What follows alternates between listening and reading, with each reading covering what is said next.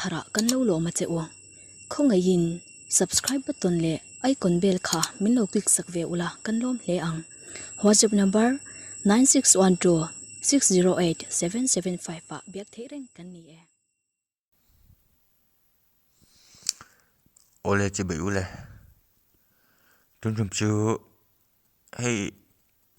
ama ka chu ni Facebook a khanin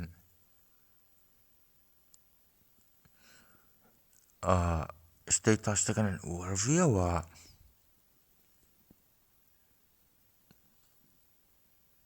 amero chu WhatsApp in ron lu lan ta WhatsApp status sa la moi tak tak te le thu ril lyrics sang chi te ani amar chu mi song song ngai na ta ni lova tam tak ngai na du amma salama ro chu mi song song ina kan ngai na chu thiam thu ani a comedy lampang han ni bok theng chi te chung chu application a hianin ka da khoma tin thil lampo ka da thawa zai a emo an chi thlir nuamang chi le han status hon thei turang chi kha en thei ba ka download thing kan da tin features pakhat ka tel chu chat application WhatsApp ang chi khani ta a tuna hianin a download lang le a features sang kan enanga man dan te kan zirang ole kan lu chil tak mai khoi takin subscribe button khan click la apia bell icon khan click le la all a khan an da la ti chun ka channel akaron upload tharapiang video upload zo rual sikona notification ilo donga ilo muzel theilon nia ole thu puih alutila description a khanin kan da download link I download to link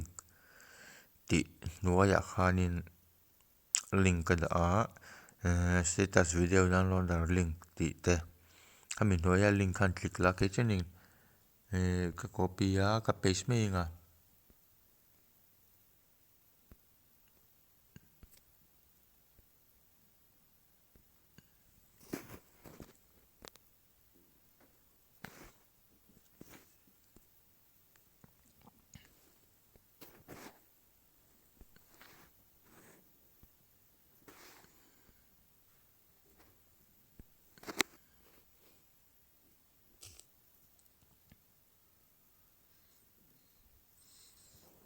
ka block ain lu tanga han zoom ula ko tham zo hi download ti hin click anga khalak hi chuanin Google account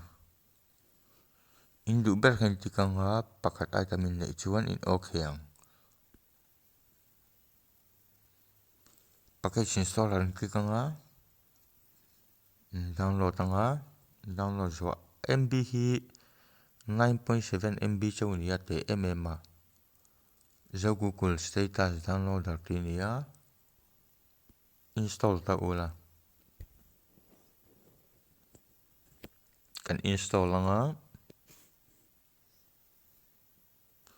kan open ang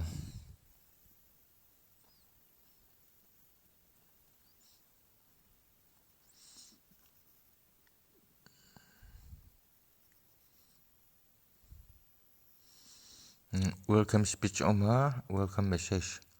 okay nga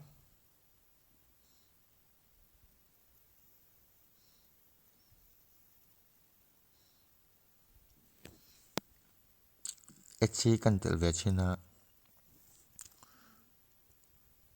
chune ta zum klang x tur oma x mai nga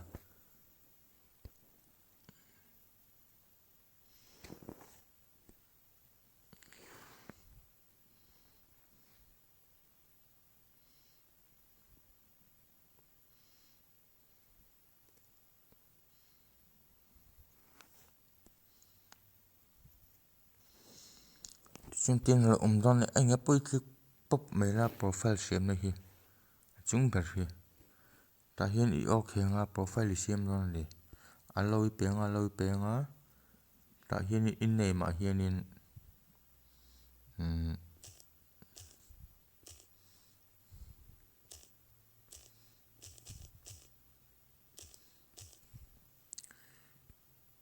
description ấy đủ lấy number tới cái lại đây là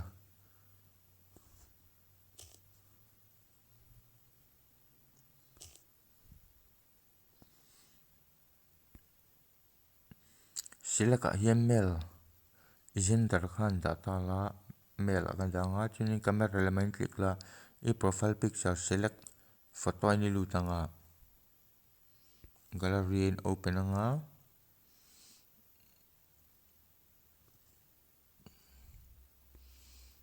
Facebook akan lutanga i profile picture lu kha in khanga tik mark anga itikanga i save kan application ni activate the chau ti na ni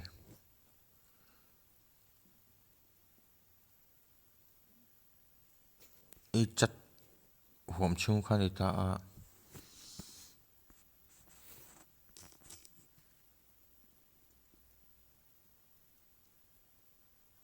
ita pen video pi upload thia emoji te po ma chuan an omnual to ha achung thlanga hianin han bek keula feite a hianin he chat group khanita tu na me kha an evaluate le thina nga chat thia ti chuni private du chuanin an profile picture a han click la chuanin an profile picture hi Facebook ang khan i comment vek thei thoni chuan private ai biak du chuan hei hetilai a hian click anga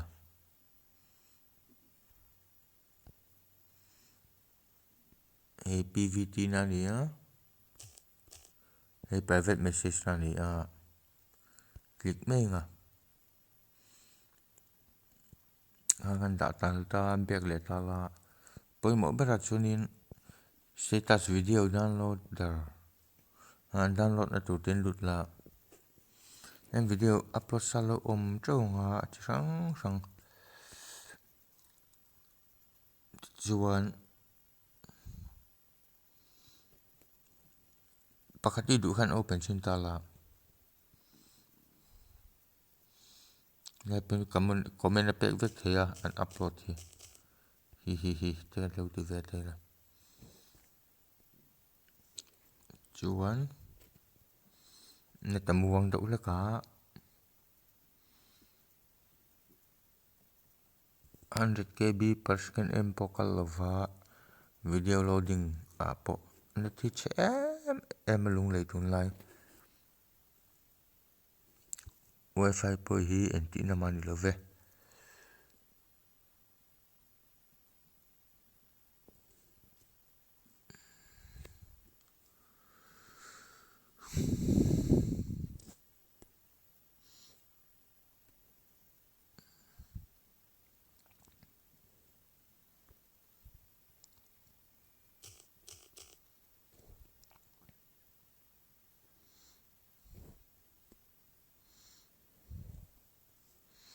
với khả năng tích là hay mình kili hi full zoom na nia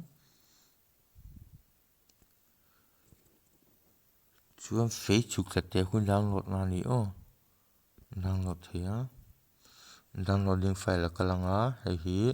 in gallery a lutang chuan in bek le tai la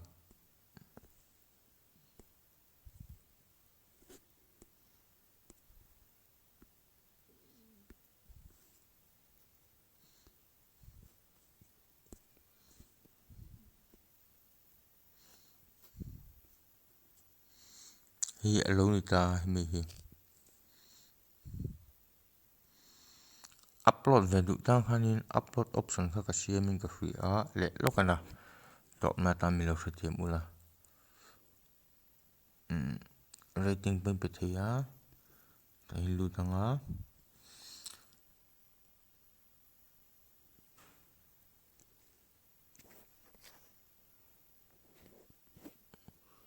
headline web plus sign in lu tanga select video in lu tanga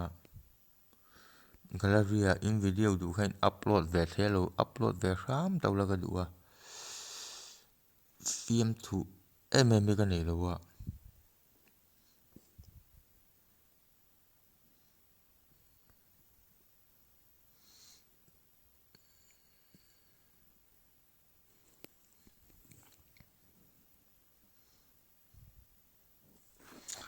in select zo in upload do in select zo han tik mark tik hi in click anga description in da avenga title ka chin in send me yang chin uploading kal non ta ani status ni wang hianin status ni wang hianin sikon som thum tanga sikon som li panga hi tok viawani heta milo upload puih ve a tlawm ngai milo upload puih ve du tein omani chon o ka upload anga neti chem upload chung re mai po toy ne ka akal phung chu ni ta a khoi takin lo install ve latin lo subscribe la ti ka sei du wa tin chu ti ro chen feature danga hianin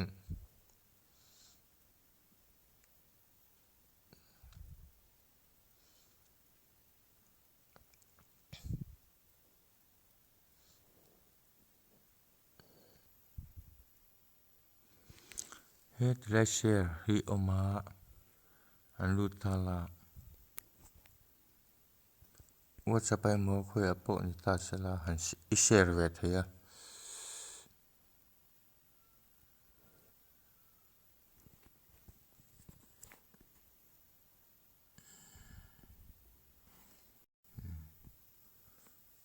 khana lo download ve me don ni link kal tang khan